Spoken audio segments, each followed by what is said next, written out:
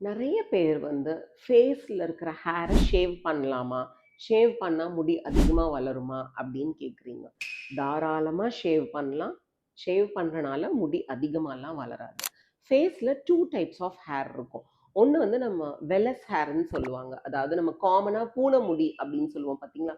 ரொம்ப டைனியா, மெல்லிசா இருக்கும். அதுக்கு லேசர் ஹேர் ரிடக்ஷன் வேலை பண்ணவே பண்ணாது. அத வேணும்னா நீங்க ஷேவ் பண்ணிக்கலாம்.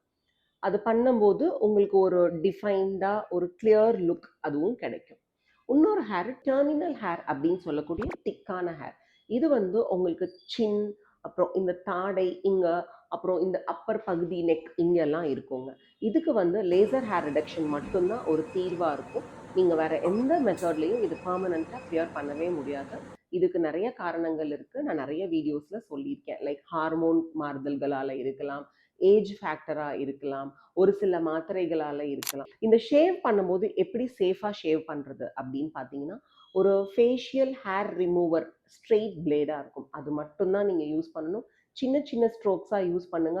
முடியோட டைரக்ஷனை நோக்கி ஷேவ் பண்ணுங்க. ஆப்போசிட் டைரக்ஷன்ல பண்ணவே பண்ணாதீங்க. இதால உங்க ஸ்கின் டேமேஜ் ஆகுறதுக்கான வாய்ப்புகள் ரொம்ப ஜாஸ்தி. அண்ட் ட்ரை ஷேவிங் பண்ணவே கூடாது. ஒரு மாய்ஸ்சரைசர் இல்ல ஒரு ஜெல் ஏதாவது ஒன்று அப்ளை பண்ணிட்டு தான் சின்ன சின்ன ஸ்ட்ரோக்ஸாக நீங்கள் ஷேவ் பண்ணணும். இந்த மாதிரி மெத்தட்ஸ் எல்லாம் ஃபாலோ பண்ணீங்கன்னா shaving is okay. Facial hair removal சம்மந்தப்பட்ட உங்களோட கேள்விகள் இல்லை சந்தேகங்கள் ஏதாவது இருந்ததுன்னா எங்கள் கிளினிக்கை விசிட் பண்ணி எங்கள் டாக்டர்ஸ் கிட்ட கேட்டு தெரிஞ்சுக்கோங்க. எல்எஃப் ரோட்ல சுசுகி ஷோரூம் மேலே இருக்கிற அட்வான்ஸ்டு க்ரோ ஹேர் கம்பம் பிரான்ச்சை விசிட் பண்ணுங்க.